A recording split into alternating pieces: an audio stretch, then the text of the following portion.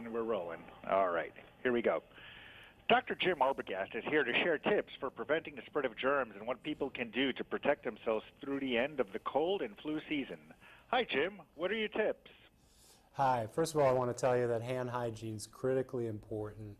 It's proven to reduce the risk of illness for you and your family. Practicing hand hygiene requires having good products, the right solutions at the right moments. And lastly, I would say that washing with soap and water or using an alcohol-based hand sanitizer that's well formulated like Purell is simple, easy, effective. It needs to become a healthy habit. What advice do the leading health experts have to one more time, I'm sorry. What advice do the leading health experts have to help people fight the flu? Well, the Center for Disease Control and Prevention, the CDC, has a three-step program that they recommend for the flu. The first step is to get the flu vaccine. That will reduce the risk of getting ill from the flu, and also if you contract it, reduce the burden or the severity of the flu. The second step is practicing careful hygiene. That includes hand hygiene. The CDC recommends washing with soap and water for 20 seconds or using an alcohol-based hand sanitizer that has at least 60% alcohol. And the third step of that CDC program is an antiviral drug. So if you get the flu, see a doctor, get that drug so you reduce the duration of the flu and reduce your risk of transmitting to others. Now, how exactly are these germs spread? Is transmission more likely to take place in the air or via the surfaces? Germs can be transmitted both through the air and through surfaces. With the flu, oftentimes people worry about respiratory transmission or airborne transmission. The World Health Organization recently concluded that for airborne transmission, you need to be within a couple of feet of someone for that to occur.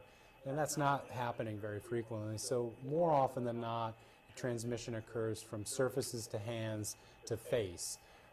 It's estimated that that might occur 80% of the time. So what you want to do to interrupt that transmission is try to not touch your mouth, nose, and eyes. That's the way that you're introducing germs into your body. And of course, after contacting surfaces, wash with soap and water or use a good alcohol-based hand sanitizer like Purell. And when should we be practicing hand hygiene? Practicing hand hygiene is important at many moments throughout the day. I would say the top 3 moments are when you're contacting frequently touched surfaces that may be contacted by others and probably aren't cleaned that often. So you think about out in public, that could be handrails, doorknobs, remote controls in hotels, restaurant menus at restaurants, and at home we may not clean countertops, kids' toys, remote controls as often as we could. So that's a great time to clean or sanitize your hands.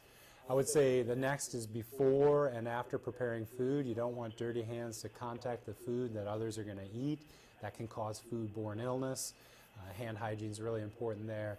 And last and maybe most important is cleaning your hands right before you eat. So wash with soap and water or use an alcohol-based hand sanitizer like Purell before you touch that food, because whatever's on your hands touching the food is going to go in your mouth, potentially get you sick. All right. Well, before we go, just tell us about the most common myths related to alcohol-based hand sanitizers. The first myth that I hear often is that hand sanitizers dry the skin.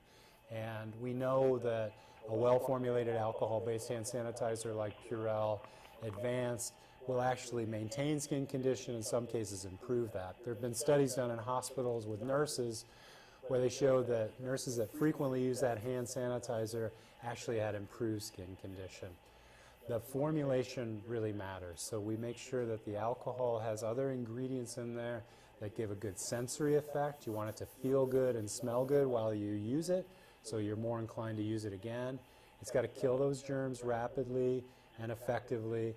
And then back to the myth, it needs to maintain skin condition. We know with Purell Advanced, we oftentimes even improve skin condition.